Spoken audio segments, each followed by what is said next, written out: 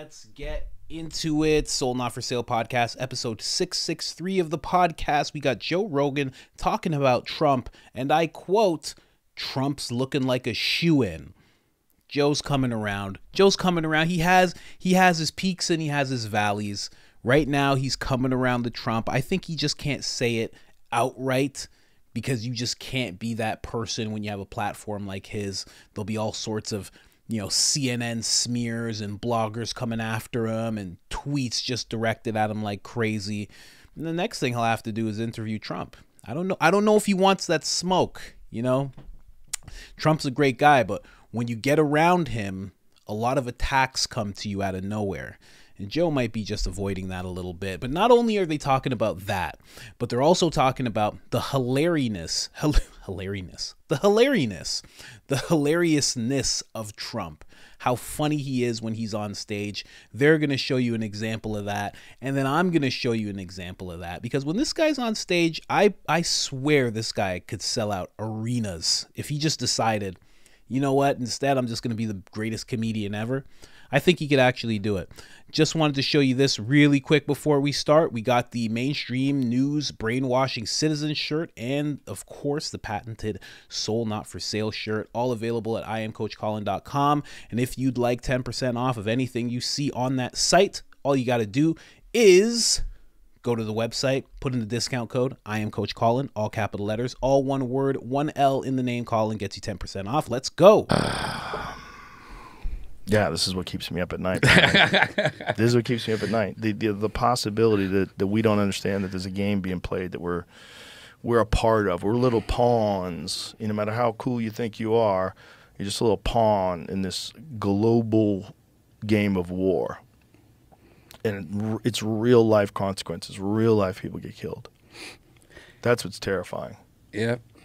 That's why I feel so good every time I go to Costco and I get like a bunch of water and a bunch of just tons of food. I'm like, okay, it can happen now. I'm set. But you're not. If it really happens, we're just so fucked. You can't even imagine. Yeah. So fucked you can't imagine. This idea that like, oh, I'm just going to live in the woods and hunt. Dude, who knows what's going to be coming for you? Who knows? Who knows? You've seen the video from the footage of Ukraine and Russia where they're fighting in the woods. It's terrifying. That's happening right now. Right now in 2023, there's people running through the woods, shooting at people they don't know and killing them.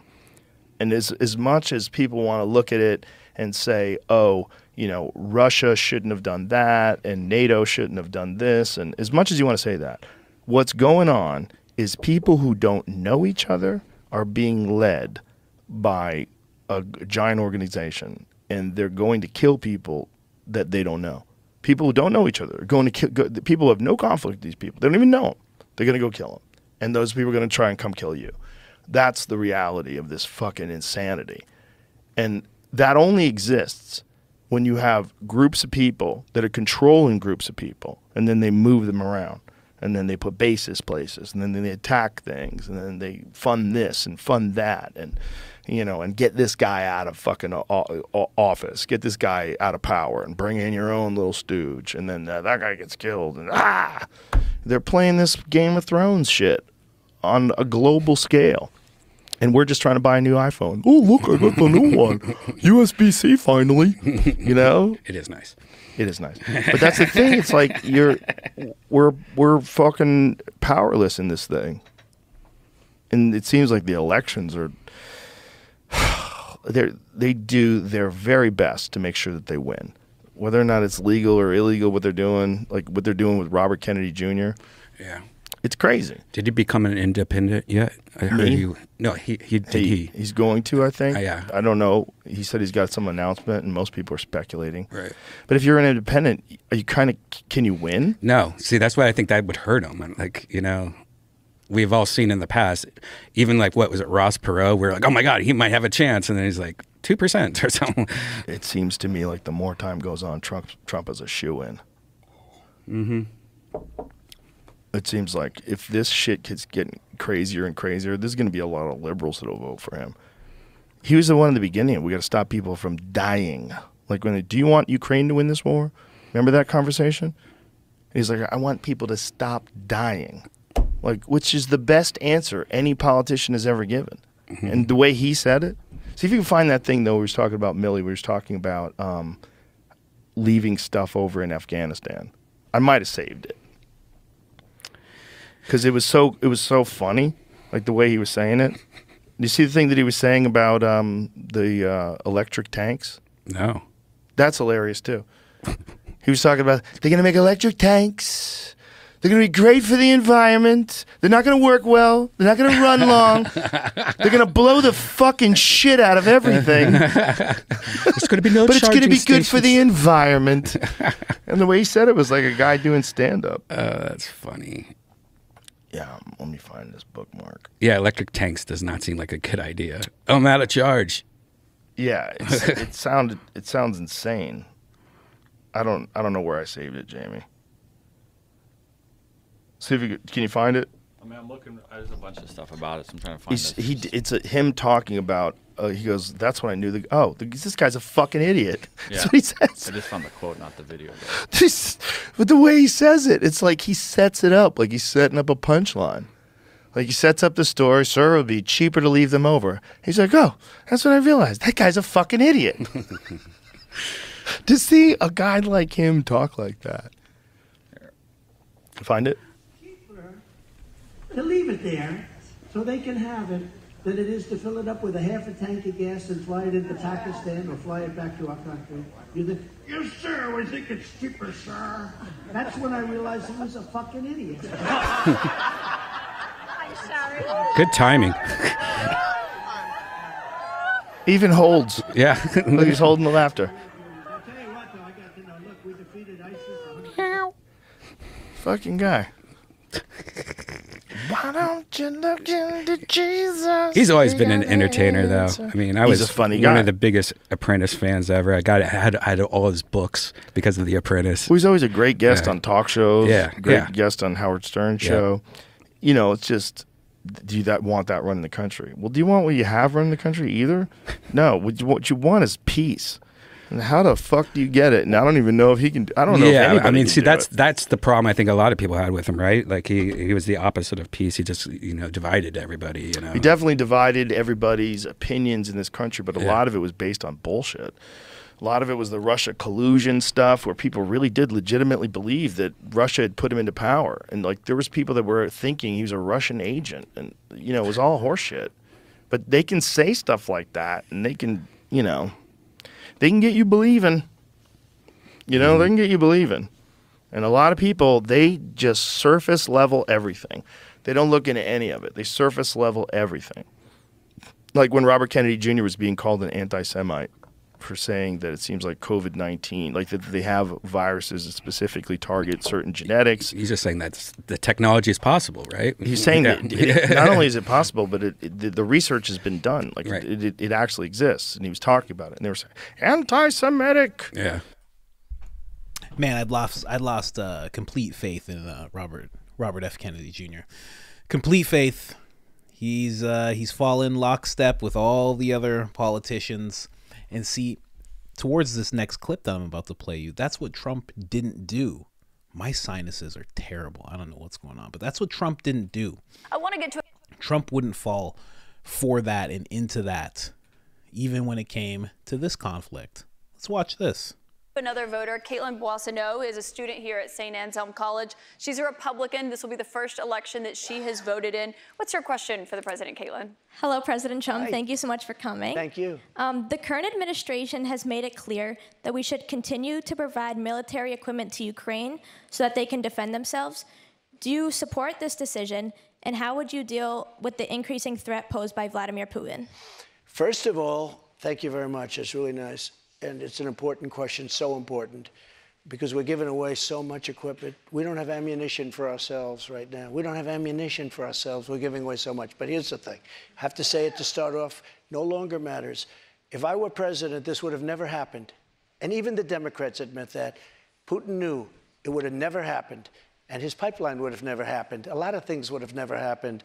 But this Which would never have Democrats happened. say that, And Mr. all those President? dead people, both Russian and Ukrainian, they wouldn't be dead today. And all those cities that are blown up and disintegrated right to the ground, that wouldn't have happened. Okay, now, here's the problem. We've given so far $171 billion. they've given, meaning they, meaning European Union, which is approximately the same size altogether as our economy, they've given about 20. So we're at 170, let's say, and they're at 20.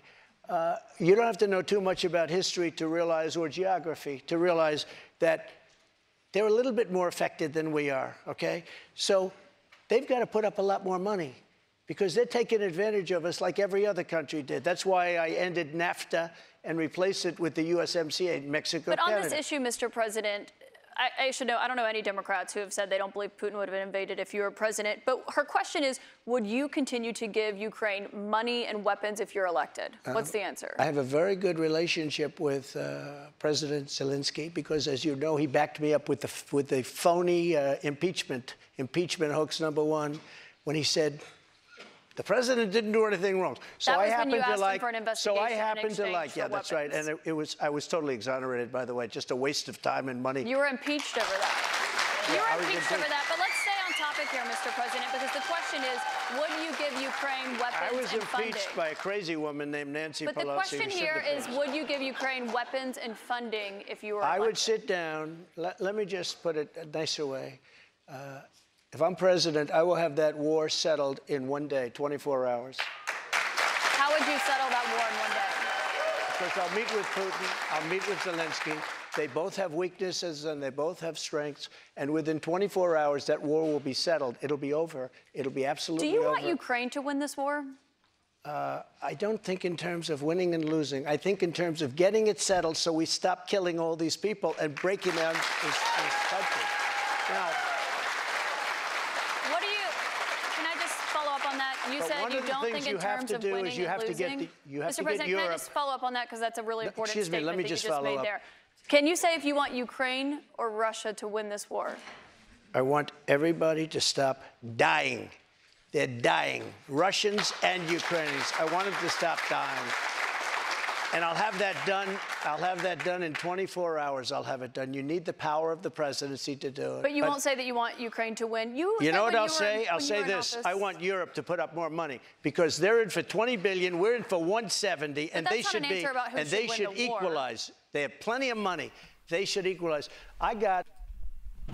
You see, this is why I lost faith in RFK, because if he was asked that question, he would say he wants Ukraine to win. Because he's trying to win over those people. And I get it, a lot of people aren't going to like this, but that's a virtue signal. He's trying to virtue signal. That's what he would have said. I want Ukraine to win. He called Putin a monster. He called him a thug. He called him all these different things. When he sits down to the negotiation, he's never going to be able to negotiate with Putin. Trump, on the other hand, made sure, I want people to stop dying. What's first on his mind? The civilians, the soldiers, the conflict stopping. What's second on his mind? When he says we're in for too much money, you know what that means? He's thinking of the American citizens.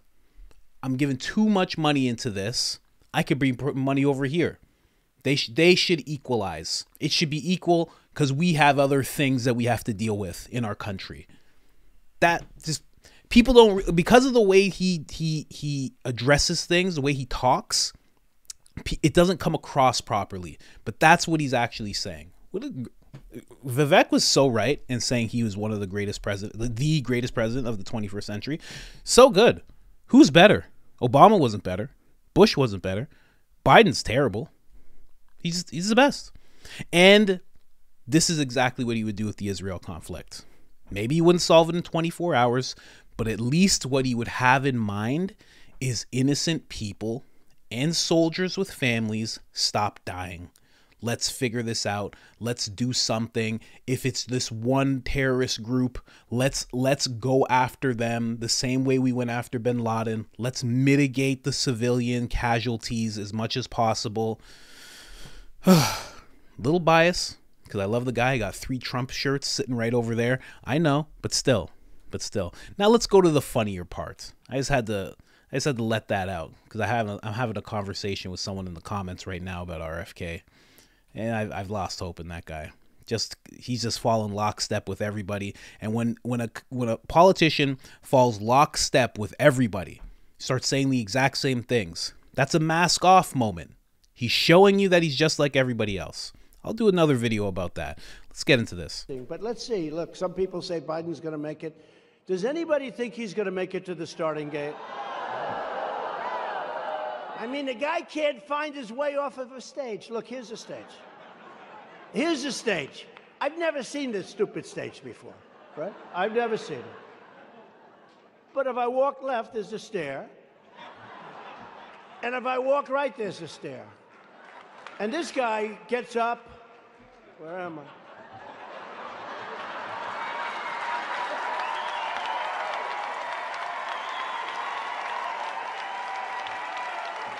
Where the hell am I? Where am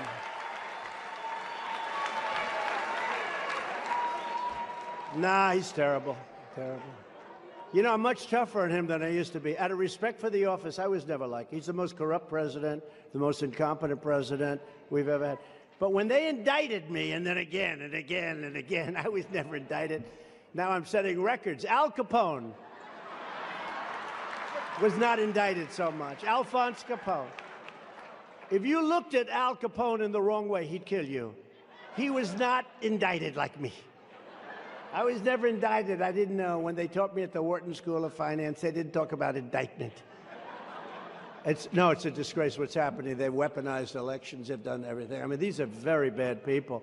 But I used to talk relatively nicely about them. I wouldn't go out of my way. I wouldn't say the things I say now. Now I'm just all in because these people are bad and they're dangerous, and we have to stop them. I wouldn't say what I say now. I never did. I'd joke. I'd have a little fun with it, but I wouldn't call him. I call him the worst president in history. I call him the most corrupt president in history, and I call him the most incompetent president. Other than that, he's doing a fabulous job, I think, ladies and gentlemen. He's doing a fabulous job. Along with crooked Joe Biden, Newsom is also killing our car industry. Your cars are ridiculous, what's happening, and crushing our great automakers in Michigan, Wisconsin, Georgia, North Carolina, and South Carolina, crushing them. Under his leadership, this is Newsom, California has imposed the most ridiculous car regulations anywhere in the world with mandates to move to all electric cars. The problem with an electric car, number one, you lose all your jobs because they're all going to be made in China and other countries. They're not going to be made here at all. I was up in the other day in Michigan, like the other night. We had an incredible crowd. And they were the United Auto Workers and others, but we were sort of focused on the auto workers. I said, you got to endorse Trump because I'm going to save your industry. We're going to have a thriving car industry. This lunatic is going to destroy. He's going to go all electric. Think about all electric. Man, I let that clip run a little long, but he's a full-out comedian. He's hilarious. Actually, like, that's a set. Like, I do stand up. I do stand up. What he just did, well, how long was that? 3 minutes? It's almost a 5-minute set. With ease. He has an hour in him, no problem. Really making people laugh. It's not an easy task, I have to say. I've bombed in front of crowds. I've done really well in front of crowds. Believe me, it's not the easiest thing to do.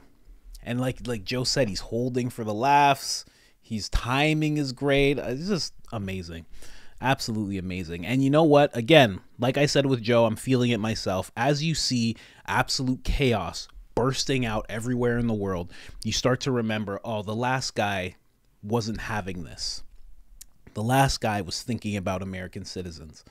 The last guy was actually keeping things in line. The last guy was screaming about law and order. Obviously, you need this guy back. But I just wanted to show you how fun. I wanted to end on a funny note. I got a little sour with the RFK stuff. I know. And I know some people aren't gonna like that. I like the guy. I like that the guy talks about BlackRock and digital currencies and stuff like that. But he had a mask off moment today. He didn't handle it right. And don't get me wrong. I'll make another video of it. But he just nah. He's going along with everybody. You have to be wary when people speak in unison. Especially politicians, media, politicians. When you see them speak in unison, you can be sure something is afoot. It's not they're not doing it because of compassion.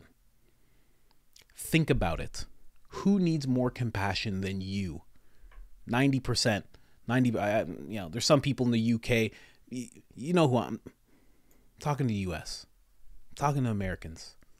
Who needs more compassion than you from the politicians in America? When do they show that compassion? When do they ever show it? But now all of a sudden, they're doing this because of compassion, because of their bleeding hearts. Fuck out of here. Anyways, guys, if you haven't liked the video already, like the video. If you haven't subscribed already, make sure to subscribe. And other than that, I am out. Vote Trump.